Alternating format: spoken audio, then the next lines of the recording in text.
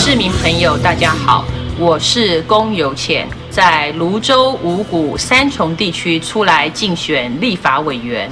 我并不只有一个人，我们这一群人是长期从事台湾社会运动，并且经营基层的工作者。